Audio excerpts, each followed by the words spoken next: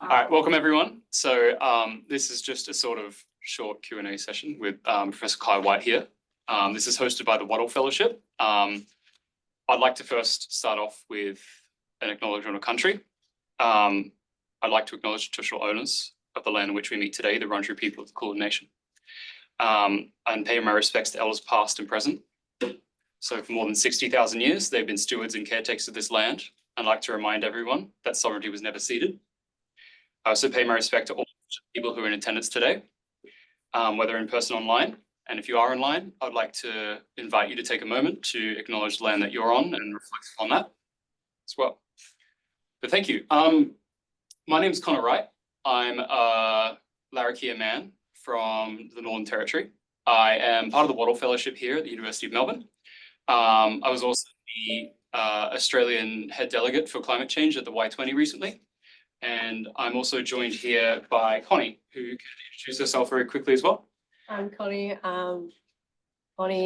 who does a Master of Public Policy, and I'm very excited to be here with both Connor and Professor Whyte. I've read a lot of your work.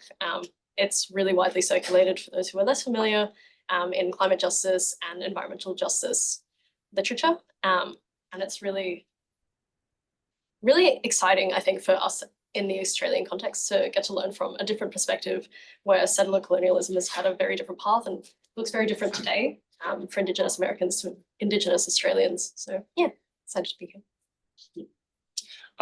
So just a little intro, because we do have some people who are joining us online as well. So for the people in person, this is being recorded. Also, for those that don't know, the Wattle Fellowship is the university's co-curricular leadership development program. It's for students who have a passion for global sustainability, and the program draws from students from all over the faculty. So we get students from science, from medicine, from law, from arts, who just all have a burning passion for sustainability. Each of them are engaged in a project that is special to them. That's obviously to do with sustainability. And if you meet any other Wattle people here today, maybe little nibbles after the session here, I encourage you to ask them about their project because they're all very cool. So I'll hand over to Connie to give everyone just a brief introduction of who Professor Kyle Whyte is, what he does, and some of his highlights. Sure. I'm going to steal that paper from you. And I'm going to steal it because Professor Whyte has a ridiculously long list of just involvements and achievements. It's really quite incredible. And what I'm about to share is incredibly whittled down to just a slightly higher level. I'll let you speak to, I feel, what you think is most relevant to us and what will resonate with us a little bit more because it's incredible. But Kyle Whyte is a faculty member at the University of Michigan, where he is a George Willis Pack Professor in the School for Environment and Sustainability. He's also the University Diversity and Social Transformation Professor and Professor of Philosophy in the College of Literature, Science and the Arts. Kyle teaches across a wide range of disciplines and writes on them as well. So climate justice, Indigenous rights, food sovereignty, really tackling it from all angles, which is quite incredible. Kyle speaks on moral and political issues, so that concerns climate policy, Indigenous peoples, the ethics of those relationships at a state level or in different organizational spaces, and is currently the U.S. Science Envoy, which is why he's here with us today, which is very exciting to see, you being here and that level of involvement as well. So we're very grateful to have you here, knowing that you've written on climate at so many different levels, whether that's the National Climate Assessment for the states or the IPCC reports, which I'm sure a lot of us would have engaged with in our own ways. So it's great to have you here. Thank you. And I'll hand over to you if you want to share a little bit more about what you do and why you're here. Great. All right. Well, thank you very much, and awesome to meet you both. And looking forward to connecting further. Nice to hear about this program, and thanks to all the guests that are coming in from different locations.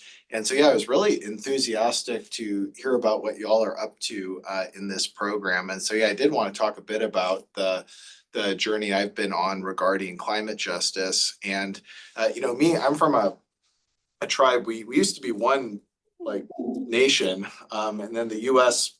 broke us up into a whole bunch of smaller nations, and I'm enrolled in the tribal nation that was sent the furthest away to an area called Oklahoma, because the U.S. had a strategy where in the 1830s and 40s, they wanted to take every indigenous people and put them in this one piece of land.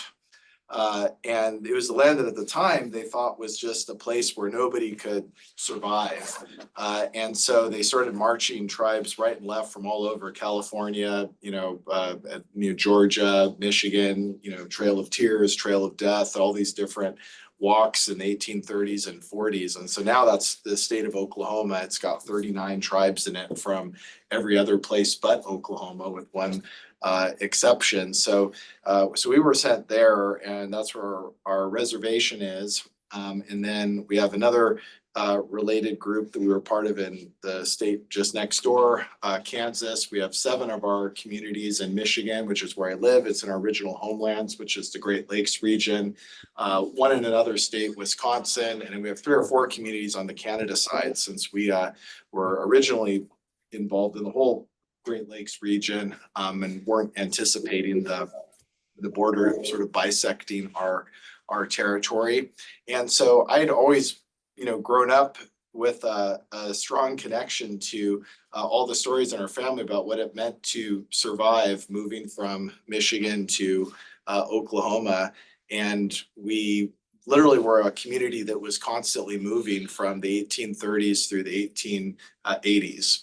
And so all of our stories, well, not the ones before, but we have a number of stories that are about, like, what does it mean to survive under harsh weather and climatic conditions where you don't have the ability to rely on your knowledge base for the specifics, but your knowledge base that was developed over thousands of years in another environment actually still has truths that are powerful for what it means to adapt in a respectful way. And so for that reason, something like climate change and human caused forced climate change has been a part of my a long time. And when I was a lot younger, I was trying to figure out what I wanted to do. And some elders in my community and tribal leaders and others had really kind of said climate change is a major issue that we want some of the younger people to take up. And so I started working on climate change actually as a community organizer. I moved back to our original homeland, so in Michigan, got a job there and started working with, just within my own culture, Potawatomi or Anishinaabe people, on getting us ready for climate change. And when I moved back to our homelands, I was super excited about getting involved with some of our traditions, because in Oklahoma, we have access to our traditions, but it's all imported from our original homelands because the environment is so different. So I was really looking forward to kind of getting back to an environment where just the native habitats were all around. But literally at that point, climate change had ended a number of traditions. And this is not that long ago, basket making traditions, different harvesting traditions like maple syrup, they were literally disappearing right at that time. And it wasn't necessarily climate change that got some of those things going, but it made it a lot worse. And so I started working immediately with tribes, trying to figure out, okay, what are we being threatened by and what can we do about it? And then over time started realizing that, I wasn't the only one, and the communities I was working with, we weren't the only ones trying to grapple with this. It was Indigenous people all over the United States that were trying to figure out what's going on with our land base, what's going on with the waterscapes, and how can we get ready for it. And so I ended up doing climate change plans with dozens of tribes in the Great Lakes region, started growing that work to connect with tribes all over the U.S. and then eventually internationally through educational programs, training programs. And a key thing is that the best way to plan for climate change is to root those climate change plans in Indigenous knowledge. And so I began to really think, and this is 15 or more years ago, about what would it mean to actually build an Indigenous climate justice movement. And a key part of movement building is narrative change. And so at a national scale, we started just knocking down every crappy narrative that was out there with regard to climate change, right? Like the idea that climate scientists were the ones that discovered, human-caused climate change. And so we worked very hard to overturn that. So, well, actually, Indigenous knowledge has always been knowledge about climate and weather. Indigenous governance and self-governance has always integrated society with the environment, and that our traditions are much older, and they involve more than just observations of past climates. They involve values and knowledge of how to organize institutions, an understanding of the types of relationships that matter most when you're faced with environmental issues, and ones that in the dominant society are particularly lacking, like kinship bonds, reciprocity, responsibility. And so we overturned this narrative to elevate Indigenous knowledge. Another narrative that we had to overturn is at that time, every time I looked at a scientific assessment, the scientists were convinced that Indigenous people were going to get hit the hardest by climate change, and some already were at the time. About 15 years ago, there was already several tribes living in the Gulf of Mexico that were going to have to relocate due to coastal erosion. And so people are very much focused on the idea that Native people are definitely going to get hit harder. But when you'd ask scientists, or even in some of the writings, well, why is that? They'd say, wow, it's just a horrible coincidence that Indigenous people are in the wrong place at the wrong time. And so we started producing our own studies, our own information, saying like, that's not true. Our communities are not in the wrong place at the wrong time. There's a reason why we're hit more severely. It's because over time, we've either been dispossessed of land, displaced, the whole landscapes were terraformed to make way for mining, the fossil fuel sector, other parts of the settler economy. And if you look at each of those things that happened to us over the course of several hundred years, they created a situation where it's very challenging to be resilient to climate change impacts. And from an alternative reality perception, one of the things we showed is that if you look at the climate change impacts today and the way that our ancestors used to live, they would have never had any problem adjusting to those changes. Well, they lived in a huge area of land that they knew very well. They were able to shift and move. They were fluid. They had excellent relationships with other cultures. They were multilingual. They were, you keep unpacking all of it, and they would have had no problem managing these issues. So why is it that we're hit so hard today? And so we showed, and now it's standard in a lot of scientific assessments, that colonialism is a greater cause of human caused climate change than just like, shoot, I'm living in a place that happens to be more exposed. Then we had to overturn more narratives regarding the idea that as Indigenous people, that our rights were not related to being able to solve climate change. And we needed to show that actually the more land we get back, the more we can exercise our rights over our territories and our self-governance, that's going to automatically produce climate mitigation. And we had to also overturn this narrative that the solutions that the United States and privileged scientists come up with to solve climate change, carbon markets, carbon capture, all sorts of other things, that actually those aren't solutions that are that scalable. They say that they are. They say that these are the solutions that must happen and must be forced on people to create mitigation at scale. But actually, it's Indigenous people that have a much better understanding of how to create solutions at scale, because historically we know that we had trade relationships that were at a hemispheric scale, and they're all based on kinship bonds. Now, yeah, that was dismantled by settler societies like the United States. But what we understand is that you start local, and from there over time, you develop bonds at a regional, national, eventually hemispheric or continental scale. And that's how you're able to have a huge impact that's ethical. And there's all sorts of other things, but we had to knock down these narratives that were preventing us from having visions, implementing our visions, and being able to get our communities ready for climate change. And so from there, I've worked in Indigenous climate change education, and now in a lot of energy justice issues connected to Indigenous people, but also communities. And the way I've kind of seen my work is it's neither like research or education. Like I'm sort of like a movement scholar. And so I've started nonprofit organizations. I've started a number of centers at my university. Some of it's research, some of it's education, some of it's just, grassroots action. And so when the Biden administration came in, it wasn't an accident that the Biden administration had immediately launched many policies that drastically tried to change the circumstances of Indigenous people and people of color. As many of you know here, as I've been learning about when I check out the TV, United States presidential election is an electoral college, and so we indirectly elect the president. And what that means is that there's actually only a few state elections in the United States that matter when it comes to who gets elected. And for years, it was thought that because as Native people, we are such a small percentage of the population, just about 3 or 4 million out of, however many hundreds of millions are in the United States, that our votes don't really matter.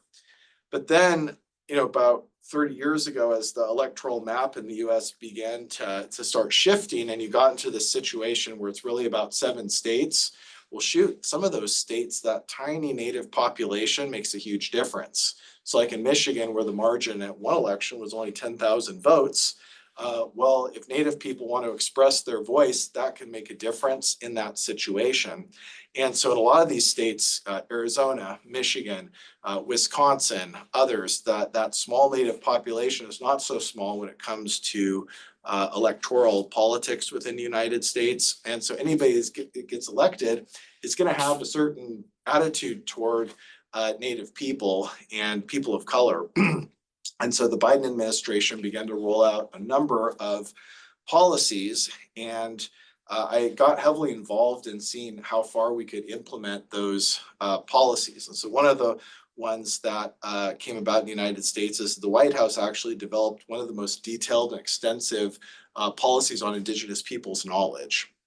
And that policy provided a key ingredient for many agencies to do more work on Indigenous knowledge. And so they created a science envoy position out of the State Department that would be for somebody that could advocate globally for Indigenous people's knowledge in relation to environment and climate. That came out of that White House policy. So if you look up White House memo on Indigenous knowledge, you'll see it's all this guidance. It's actually a great it's surprising to see that come out of the United States, but they did it. It's extensive, it's detailed, and it features Native people's voices on, what Indigenous knowledge is and how the U.S. federal government can support the recognition and respect for Indigenous knowledge. Another role I took on was that the White House for the first time established a federal advisory committee on environmental justice that would send recommendations to the president. And so I was asked to be part of that 25-person advisory, which was made up of people that represented different perspectives from communities of color and Indigenous people. And so we rolled out a bunch of recommendations that led to some pretty large initiatives in the United States. For example, we made recommendations that supported the idea that 40%, at least 40% of the benefits of any federal investment in climate, energy, environment, conservation should go to Indigenous people and people of color. And with the Inflation Reduction Act, that turned out to be tens of billions of dollars. And so in a very short period of time, coming from community organizing standpoint, where we didn't have a dime to get from the federal government, to now seeing numbers like, well, Inflation Reduction's got 14 billion for tribal energy and 300 million for tribal climate resilience. Is kind of a completely different universe. And so we very quickly had to figure out what was happening, because as many of you know, if you study policy, that you could have access to a lot of resources and it could be tagged for you. But if you're not used to receiving federal funds, you might not have the staffing, the accounting, the other types of capacities to take that in. And so the last 3 or 4 years, I've actually been working hard to try to close the gap between tribes and people of color run organizations, and this sort of abundance of resources that have been coming from the Biden administration. But we've really pushed the envelope in the last 3 or 4 years, and we've seen a number of successes, too many to talk about here, but I'll give you a couple of examples of successes. You know, one of the big ones that we have really pushed for is we've actually seen really good and ethical co-management relationships developed between the federal government and tribes. In a lot of countries, maybe here too, co-management has a bit of a bad, kind of sense to it. But actually the way we've been doing it in the United States has actually been pretty powerful, that tribes actually co-manage certain territories jointly as a government with the federal government. So for example, one tribe, the Hoona Indian Association, they're part of their homeland is this forested area. And this is kind of in the Alaska Panhandle. It's this forested area that has 17,000 streams that produce 1/4 of the salmon in the North America. And of course, because the tribe hasn't been managing that area for years, non-native people just logged the area, was threatening the salmon habitat. And so the co-management relationship actually led to the tribe being able to assert its own ideas for it to do with that territory. And what they're doing is basically ensuring that the habitat supports the salmon fishery, which actually is a better economic venture anyways than logging and other, aspects or other things that the dominant society was trying to do. And so these are all legally binding sovereign agreements. Another thing we've seen is, all these stories about how like tribes created something and then it got stolen from them, but now we're getting it back. So one of the ones was when the bison were getting, taken out in the 19th century by settlement. That actually was tribes that created the first sanctuaries to protect the population at the time. But then, of course, the United States then stole those populations and then started trying to conserve them by itself. So took the conservation areas out of tribal hands, and then, of course, mismanaged them. And today there was a bison range that the U.S. was managing. But actually that one of the tribes, the Salish Kootenai tribe, was the one that found it. And so they created a new co-management agreement and now co-manage that bison range. And the tribe is now, calling the shots again. And, bison management and how bison grazing, is a major solution for climate change is now going to be enhanced because of that co-management arrangement. Similar to here in Australia, we've got a number of tribes that have created co-management relationships with forests so they can lead prescribed burning. And so that's a huge initiative that's occurring in the United States. But we're also seeing major successes in some of the projects I'm part of with renewable energy. We've created different investment funds for Native Hawaiians and tribal nations to take over their own renewable energy, to do so in ways that lower their energy bills, but also ways that can create opportunities for the enhancement of their traditional knowledge.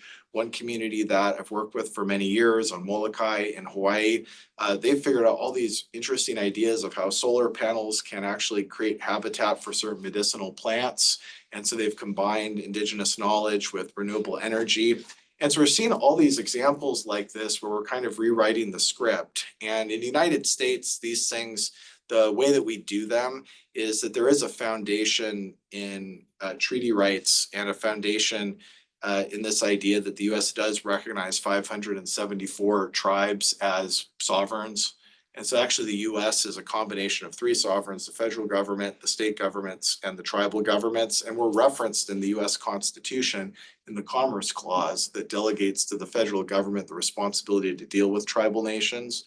Native Hawaiians are federally recognized as Indigenous people. Their sovereignty is not recognized. However, they have special land arrangements and other policies that recognize their own self-determination. And so every time I've come to Australia or travel, I'm always interested in learning more about these differences and what we can do and what we can do better. So that's a little bit about the work that I do, but yeah, happy to talk about anything. Yeah, that was great. Thank you for taking us on that journey. I think that was an incredible overview. And it covered so much time and so much scope. So thank you for that. I've got a question to start. If you're happy for me to take it. Yeah. something that really struck me towards the start of that was this idea of narrative change and doing that on a national scale, where perhaps the base that you're building off is not widespread, it was isolated, and the fact that you had to pull all of these different actors together to roll that out across such a diverse landscape as well, politically and like demographically as well. I'm really curious as to how, like, what does that change look like? And in particular, who is that change and that narrative change directed at? Do you feel like that was targeted at the state and at political actors, or was it more of a grassroots thing? I'm just really curious to hear how that happened at such scale. Yeah, no, absolutely. So one example of that was that, so every time we thought about narrative change, all these different organizers, and the more we got to know each other in different regions, the more kind of synergized we got.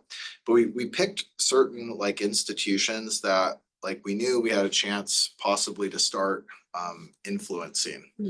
And so one of the institutions is the National Climate Assessment.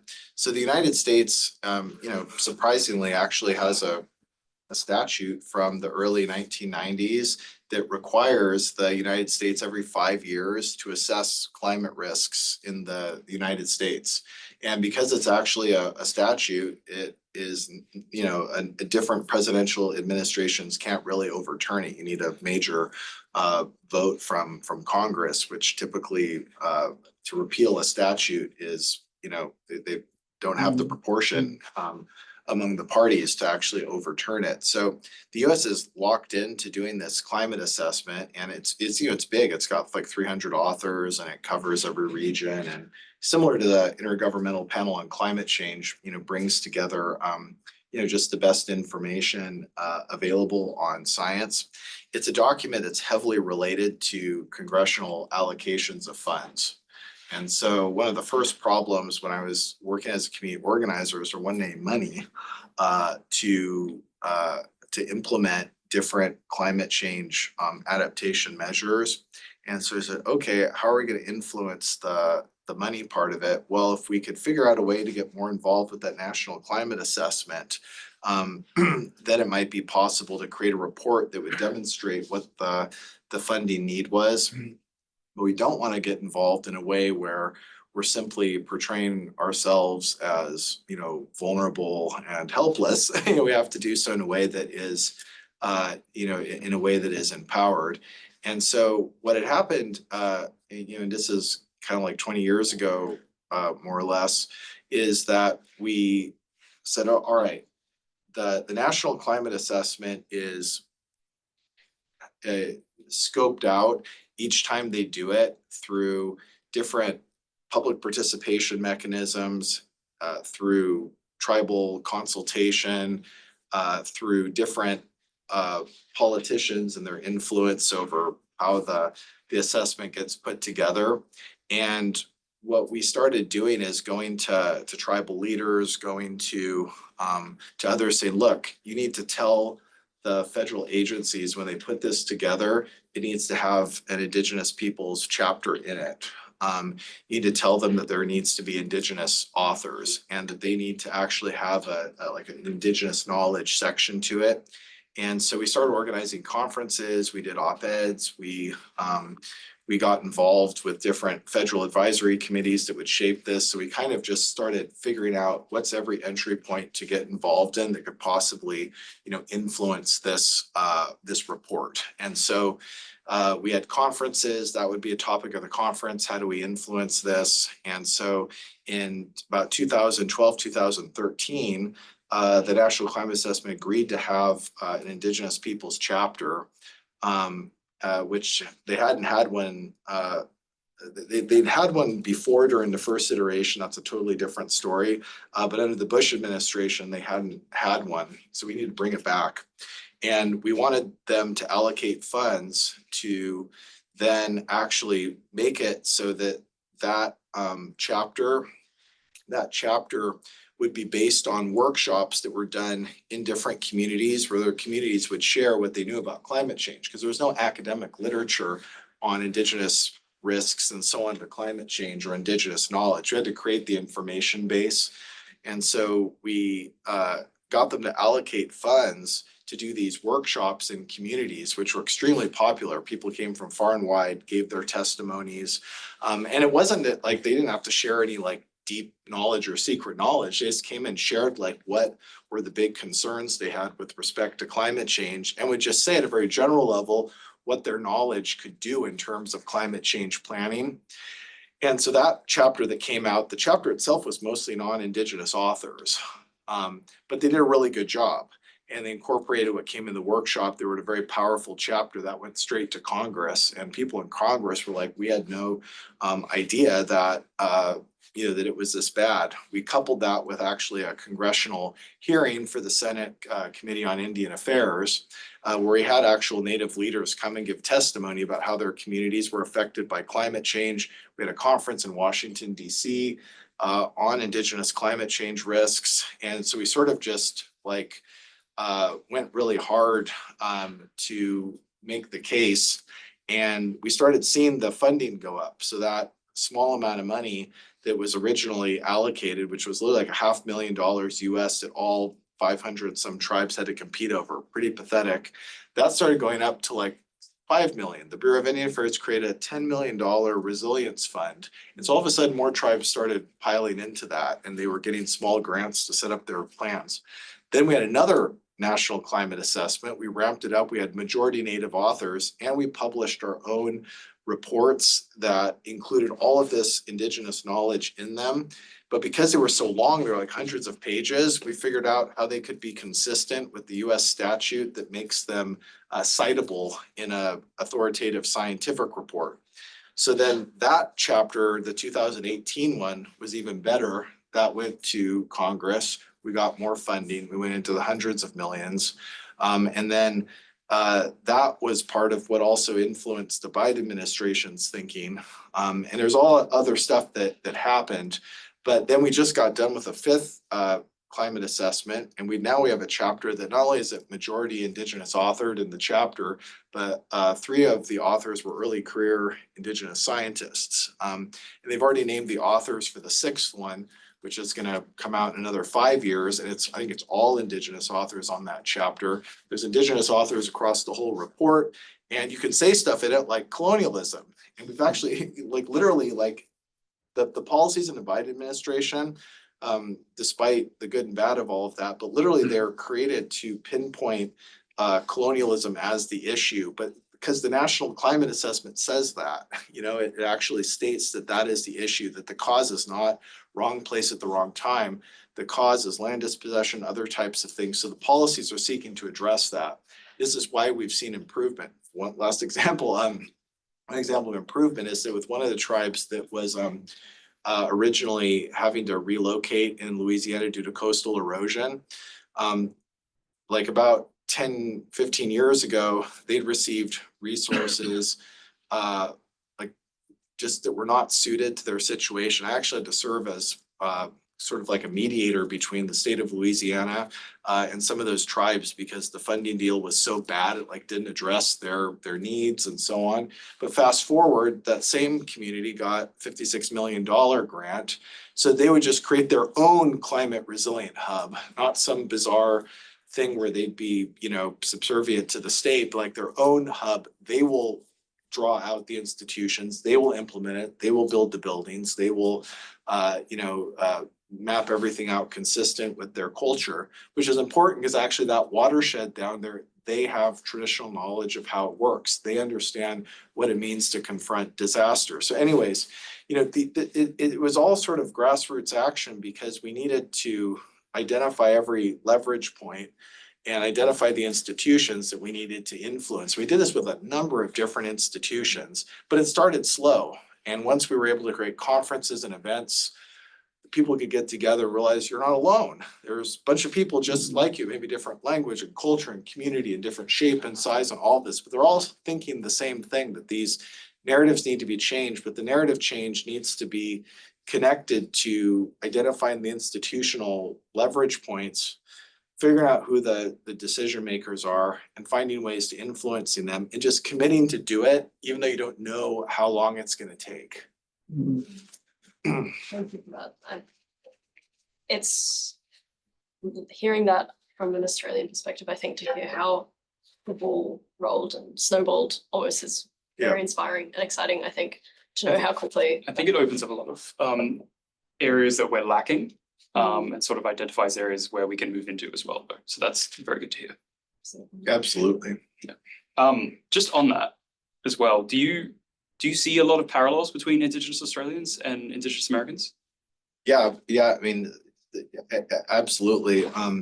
One thing that always strikes me is that we have this kind of cultural diversity. We have also, like here, we have hundreds of Indigenous people. We have all sorts of different languages. We have big groups, small groups, and so that's one thing that always resonates is, I've been to countries, like one close by where it's like there's like one community, but differences within that community, right? But there's so much diversity in Australia and North America, that's one thing that resonates with me. Another thing that resonates here is just that people are upfront about the importance of that responsibility. The Indigenous knowledge is not just information, it's about how to have a society that cultivates that sense of responsibility and the importance of having origin stories and expressing them and, the acknowledging the land. There's a lot of things here I really like about the way that Indigenous people here have, sought to address the settler society. But I like the idea of talking about actual like traditional owners or custodian. Like that sends a strong, message, right? And so I learn a lot about just how folks have survived and thrived here, and how they've engaged in politics. Another thing that I actually noticed is my partner, Christy Dotson, who's also a professor, is African American. And so I've had these amazing conversations with Indigenous people here talking about indigeneity and Blackness. In the United States, even though obviously it's like different, it's different groups, but we're just today trying to reconcile those two different aspects of oppression. Because the white society tried to basically separate Indigenous people and Black people, and try to make it so we didn't work together. And so it's really, even though here the history of it is like completely different, but the connection of those two discourses, I think, is really powerful, and something that we can definitely we identify with, but we can also learn a lot from as well, even though it originates obviously in oppression and discrimination, but also just I hear about, in the United States and here, it's like each community is experimenting with different ways to get their land rights formalized. And there's such a variety of ways that communities have do it. And one of the things I've always loved about being a community organizer is every place you go to, it's always different. And one of the reasons why I love being in Indigenous studies, and I find this out every time I come to Australia, is unlike other fields, right? If you're like a climate scientist and you go visit someplace, you have the pressure that you must say authoritative things about climate science in that region. But it's like in Indigenous studies, we know that can never be the case, right? If I go to some other community, doesn't matter if I have a PhD, whatever I have, like I'm like a nobody when it comes to like my knowledge base. And that's actually incredibly humbling to just realize that at any point in time, you can go somewhere and you're just like starting from the very beginning. You're not some like high scientist or humanities scholar or knowledge holder. You're just like the person that's right at the basics. And because of how diverse it is here, I definitely have that sense and that sense of humility here. And I think that is super important, and lots of other parallels as well. But I think there's so much potential to have more shared discourse. Absolutely. I think for now too, we can open up questions to the room. Just for people online, If you want to put your questions into the chat, and then we could probably get you to repeat them for Kyle here. So if anyone has any questions. Otherwise, I'm going to say my 15 Otherwise, questions. Connie has some more questions.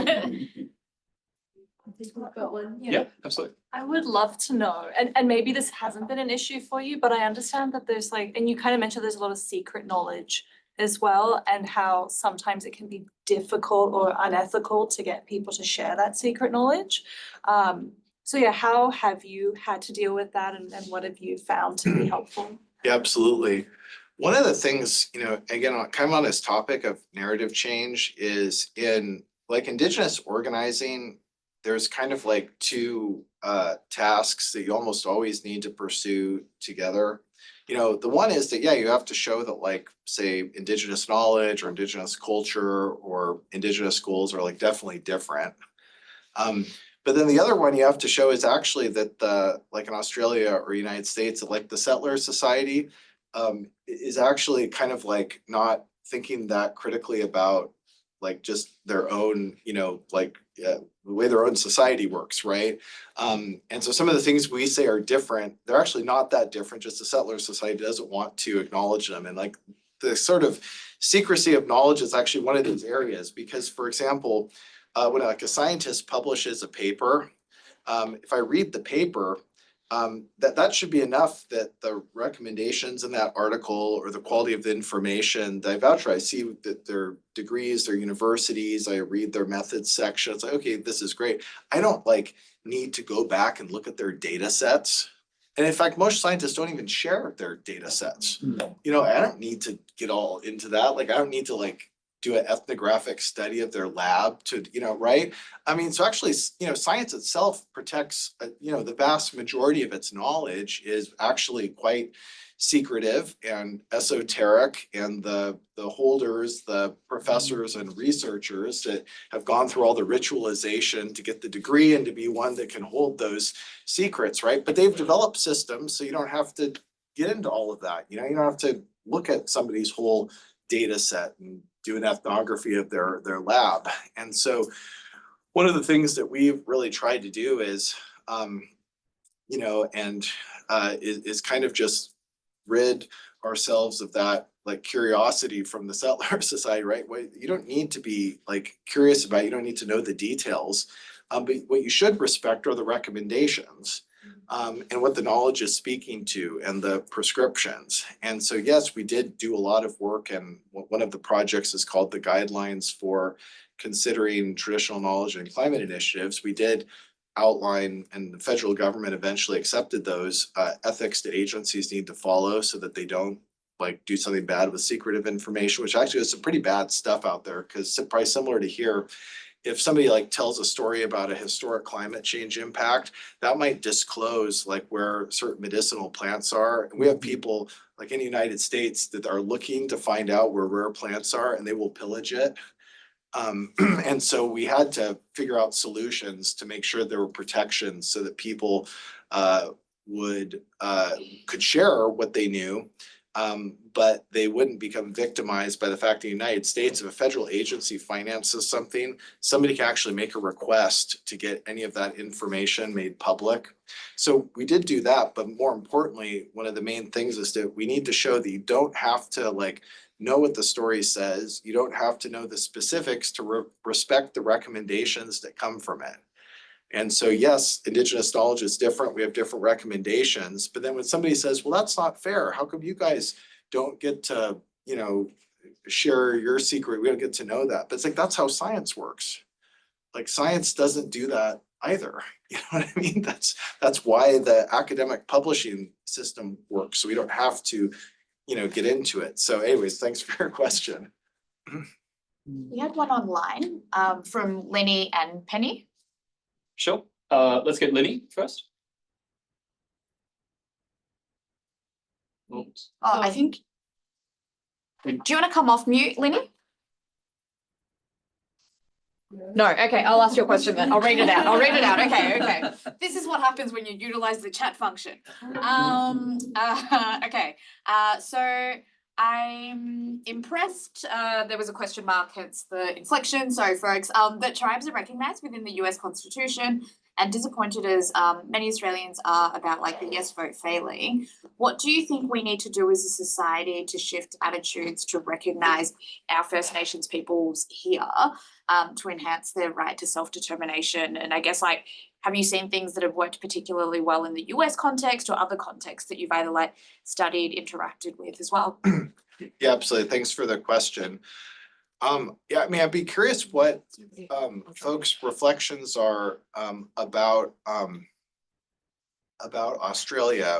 One thing that I've noticed is that in countries like the US and in some parts of Canada and maybe a few other locations, there is a strong legal basis to Indigenous people's sovereignty. So what happened in the United States is that up until about 1872, or it might have been 1874, I think it was 1872, the primary way that the US dealt with tribes was through treaties.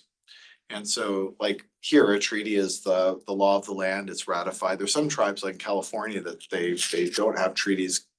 They made the agreements, but they didn't get ratified by Congress at the time. But a number of tribes have treaties, and the US has continued to uphold those treaties. But then after the 1870s, the US says it's going to primarily deal with tribes through statutes. And the point was that the Congress can make a statute. Tribes don't need to consent to it. You need to consent to a treaty. You have to consent to a statute. And so the US created a number of statutes and still does to deal with Indigenous people, including some of the well-known ones in the 1880s that led to the privatization of native lands, as well as led to the removal of tribal authority over criminal behavior, which is actually the predecessor of what's led to the sexual violence crisis in Native American communities today. And then with these treaties and with these statutes in the 20th century, you have all these court cases where tribes were like, you know, this somebody's doing something that violates a treaty right, took it to court. So then judges were weighing in. Judges oftentimes sided with tribes. So by the time you get to the 1930s, there are all these like court cases and treaties and statutes that relate to tribes. And somebody who is a government lawyer at the time, Felix Cohen, just wrote this study about how it all hung together. And the basic idea of how it hung together was that there were two main principles that should govern how the federal government deals with tribes. One is that tribes are inherently sovereign, which actually means that tribes retain all rights that were not explicitly given up. And that policy has been pivotal for us, because if you can't show that we gave up the right, we still have it. The second one was that that whenever there's a historic agreement, that the court system, whoever it is, must interpret that agreement in the way that our ancestors would have understood it. And that's led to some huge court victories, like ones where you have a state that has a huge fishery in it, like say Michigan or Washington or Oregon. And tribes are now like 1% of the population. But the judge said, well, wait a minute, their ancestors understood that the treaty said 50% of that fishery. And that's the decision that was made, that fraction of the population can manage 50% of the fishery. And so in countries where you have this like formal legal recognition, I feel one of the problems, for good or for bad, is that we can have our territorial rights respected and legally binding, but that's pushed us to sort of using the master's language to then, you know, protect the things that we don't broadcast that we do, like our own culture. And what that does is that the dominant society never learns anything about us. So they just think, oh, Native people, shoot, if I do this, they're gonna sue us. If I do this, they're right. But once that legal fear is not there, they're gonna do whatever they want. And they don't actually learn anything. And so you still experience, you know, the erasure of Indigenous people in education, the you know, elimination of elimination of Native people's history and culture and so on, which is why in the United States, you turn on the news or something like that, you'll never see a Native topic, brought up once. And so people haven't learned anything about us, and hence it makes it hard for us to create a better world because we're just kind of considered as these legal entities. Whereas in countries where there hasn't been that legal respect, a lot of Indigenous people have pursued the different strategy, which is actually to try to really innovate in the legal sphere. Like, for example, rights of personhood of rivers, or actually rights of non-humans, and then using that to make it so that one's customary law, and I've connected with a number of communities here that are doing this, their customary law is going to be respected as the law of the land. I did a bunch of trips in Indonesia and Nepal. In Nepal, there's communities, they literally got the Nepali government to accept their own customary system as the law of the land. Everybody has to obey it, right? Whereas like in our tribes, yeah, if you're in our reservation, you have to follow the laws, but our laws are based on the US laws. We have our own police, our own judges, all this stuff. It's not very culturally unique. And so I think that it's, as Indigenous people sharing different things that are going on, it's important for us to look at like the pros and cons and all of this stuff, right? Because I feel like a lot of tribes in the United States are very corporate. Not all of their members are, but their government operates like that. And so it's surprising actually the stuff they won't go for. Often they won't spend a lot of money in their language revitalization or their cultural programs. Like, why aren't they doing that? Well, they've become very, lawyered up and corporatized. Whereas in other communities around the world, they put 100% into their culture, to their well-being, but they have barely any legal rights. And so if an oil company or something like that threatens them, they have to go to the United Nations. They don't have a lot of means of defense. So anyways, I could go all into this, but I think it's these things that are important for us to figure out. And over time, we need to develop comprehensive strategies that have the best of all these different approaches, built into them. But we need those success stories from other countries. Like here, given that contemporary treaties are a thing that people are talking about, we can share a lot about our successes and how we've used treaty rights to do amazing things. I think we had a second question from online as well. Happy to ask it. This one will be easy, which is, unless Actually, yeah, I'll Yeah. jump on and ask it if I can, because whilst I'm here, I may as well ask a second question. So the first one, I think, firstly, thank you for your time, Kyle, and thanks to everyone for organising. So the first question, I didn't catch the name of the group that you were talking about that's now got enough funding to run their own climate hub, they're mapping out their responses that are culturally ground. What was the name of that group? Oh, I think I actually didn't say the name. The tribe is called the United Homa Nation, and Homa is spelled Houma. Awesome, thank you. I'll look that up. But whilst I've got the floor, the other thing I'd like to ask is, are there any big initiatives that have been led by women and have the unique knowledge that women have of country or of the environment and their role, particularly as the nurturers and the caretakers of the next generation? Is that coming through in a lot of the work over in the States? Yeah, absolutely. One thing for my community, which is Anishinaabe, so we have so our societies historically didn't have two genders. We had a multi-gender system, and actually you could change genders too. And during the fur trade period, so like the 1700s, early 1800s, as we adapted to Europeans and more of our members, sort of coded themselves as women. The Anishinaabe women were actually our main diplomats, as well as property owners and traders.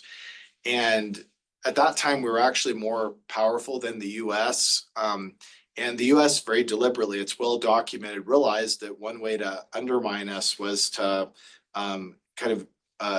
force patriarchy on our communities. And so they very deliberately did things that undermined women's power and removed women as like knowers of the environment and respect for their knowledge. And that was, made worse by the subsequent policies, the boarding schools and the mission schools, and then, sustained decades of almost no protections for women that faced threats of sexual violence and other forms of abuse, including today's problems with the man camps that are formed by the fossil fuel sector. And so, in our community, it's been critical for us to change things both externally and internally. Like there's a lot of people in our communities that have internalized some of that patriarchy.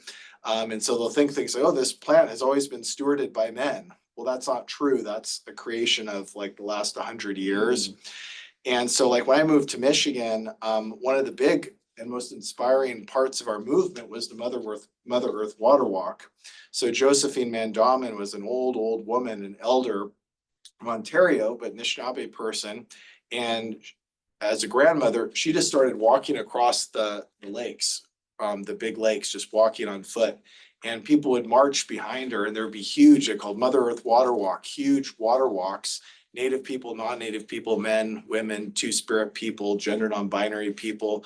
And it was a very powerful movement, but all led by the idea of women's knowledge of the environment and the sense of responsibility that women have for water.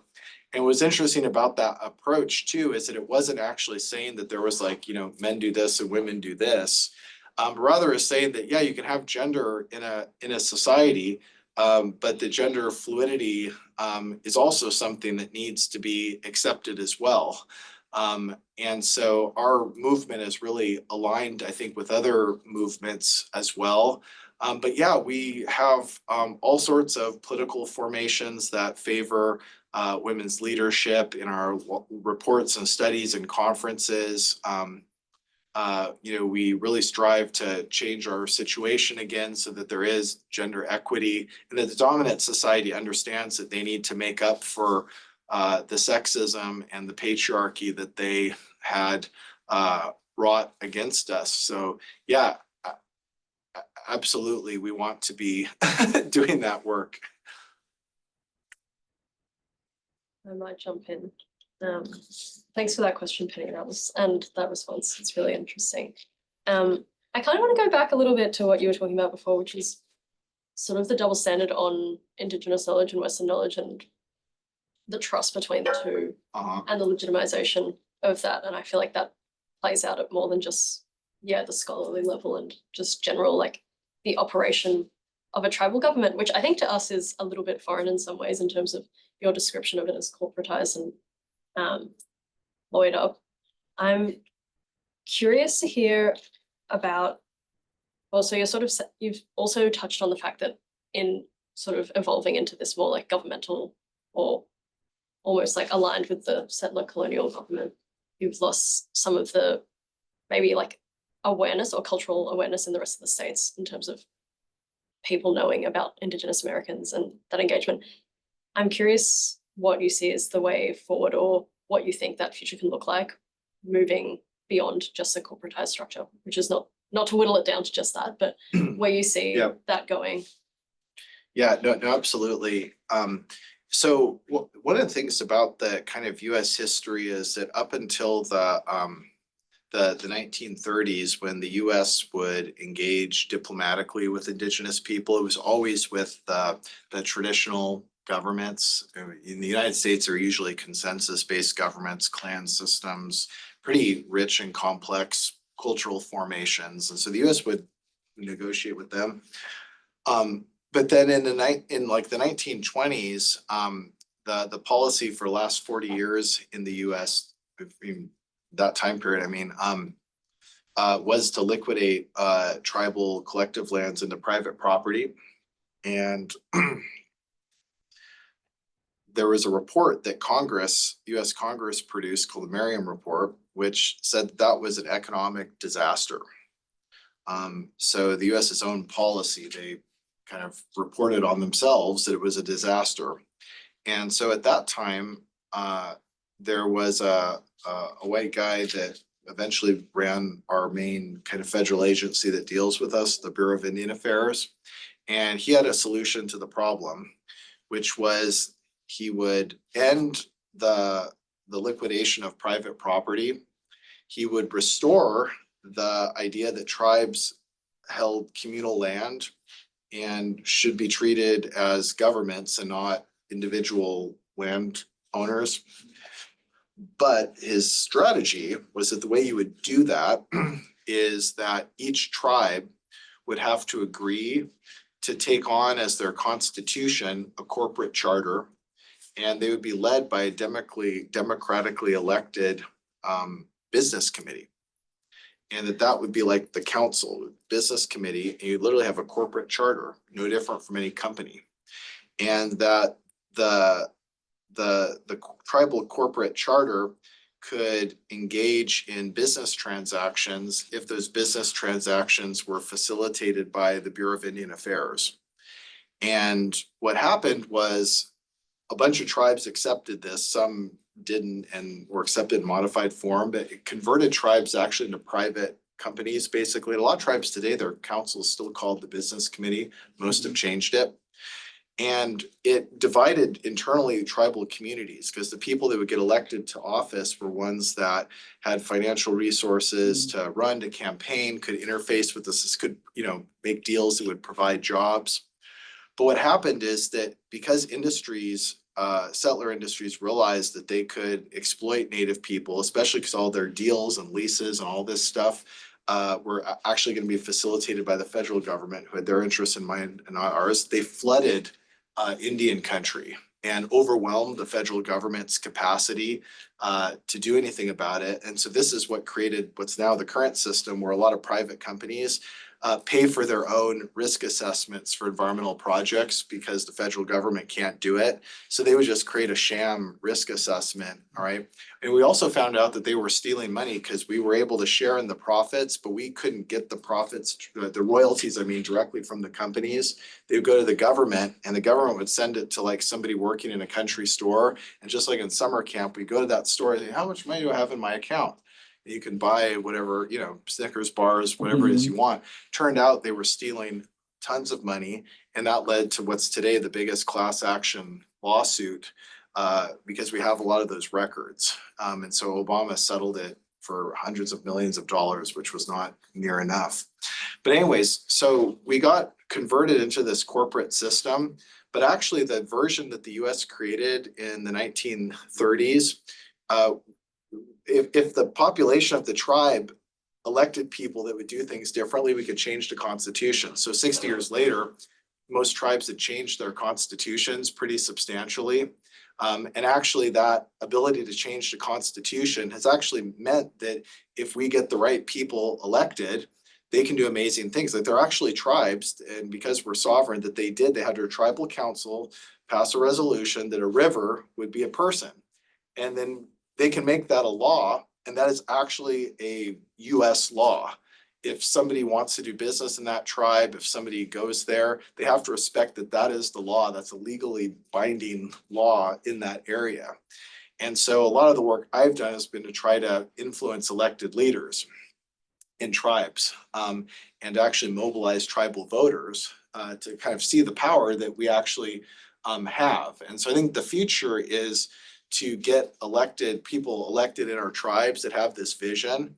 But the problem is historically that was a way to get kicked out of office because it wasn't associated with like fossil fuel jobs or other things, right? And so I think the future is that we need people that have a movement building mind and want to lead with Indigenous cultures, but we also need people that are willing to study and learn about economics and finance, because that's an area that we've been heavily excluded from in the educational system. Why don't we have a bunch of Indigenous business programs? We don't have to do things in a capitalist way. We don't have to do things in any other ideological business way. We just have to look at the financial tools that are available to us and pick which ones make the most sense. But then in the US, the US actually learned its lesson from that policy. So when they colonized Alaska in the 70s, they created the Alaska Native Claims Settlement Act, which they thought was going to create a foolproof system where instead of having one corporation, they created two. They created the Village Corporation, which is a nonprofit company that corresponds to a village and that has a small land base and surface rights over that little area. But then all the villages in a certain area become part of a regional corporation, which is for profit. And each member of a village is a shareholder, and that corporation has subsurface rights over the whole region. And so that system is where you get the Alaska Native corporations and the village corporations, which are often at odds with each other. So anyways, it's a complicated tapestry, but it means that we have to advocate in our communities to change them. Thanks. I think we've got time for one more question. Is that? Yeah. I can turn it to the audience. Yeah. I appreciate what you said earlier when you first started speaking, recognizing elders' requests for youth to participate more in climate action. I was just kind of wondering what role you see youth, Indigenous or non-Indigenous youth, kind of playing in climate action, in just in environmental justice. Yeah, absolutely. That's a great question. One of the things that I think is important for early career folks, for younger folks to consider is like when I started like doing my work, like you couldn't get a salary to do any of this stuff. Like for example, like years ago I was a professor, but actually to get tenure at my university, I just published on like mainstream stuff, had nothing to do with, at the time it was this different world. This was like, well, you can't, in climate organizing, you can never get tenure doing that. So I published on a bunch of random stuff that I studied in graduate school, and it had literally nothing to do with it. It was just like a fake, like fake articles and all this stuff. I mean, it was legitimate information, but like it was just like not, but that was just how it was, right? And so everything I was doing was on the side. And even like in nonprofit, like one of the organizations I founded, Michigan Environmental Justice Coalition, I mean, we had no paid employees for first 10 or so years because there was no such thing as getting paid for that work. And so, one of the things that I do encourage younger people, early career folks to consider is that that's both like a blessing, but also something kind of bad right? And what does it mean to take up these job opportunities? I mean, you can get a job in like in the United States, at least in environmental justice, or like a job as like a tribal liaison. And like people like myself, it would be hard to do that job because we've already, burned many bridges and, but for those early career, these are interesting opportunities and ones that are different and ones where you can really increase, the foothold, right? That we have. But where I think we need to do more work is that the way that the world has shifted, it shifted so quickly. So I feel that people in my generation, I'm not actually that much older than a lot of younger people, but it shifted so quickly. The landscape has shifted so quickly that like we've really needed to consider how to mentor people in different ways. I mean, like, for example, like I wasn't raised around any screens or social media or anything like that, yet people not that younger than me actually were. And that's a huge change in your emotions and how you respond to things and how you see the world. And it's created a whole different scenario. And so actually one of the things I would also hope that, and this is for climate justice, but for, early career people, for younger people, for students to be really clear about how we need to change our educational system to provide the curriculum, the mentorship that's needed. Because it does have to change. I don't feel that we're inspiring younger people in a way that meets the fact that a lot of younger people really want to do something. But I really want to see young folks getting involved in these professions, even the corporate ones where they now have like justice-oriented positions. And yeah, they're like commodified and fake and problematic, but you do get paid to do it. And there's nothing wrong with going in there and trying to shake things up.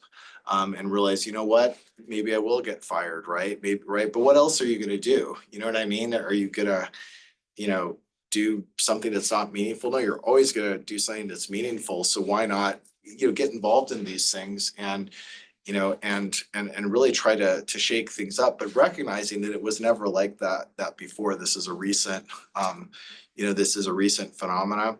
The last thing I'll say too is I do think that one of the key things that I would like guidance and advice from younger people is how we're going to navigate these contradictions in you know, national politics and you know, national elections, right? I mean, you know, on the one hand, you know, I'm pursuing what I think is a really powerful agenda, trying to change U.S. diplomacy on Indigenous people's rights. But then there's also things that the United States is doing in different parts of the world that are like the exact opposite of that, right?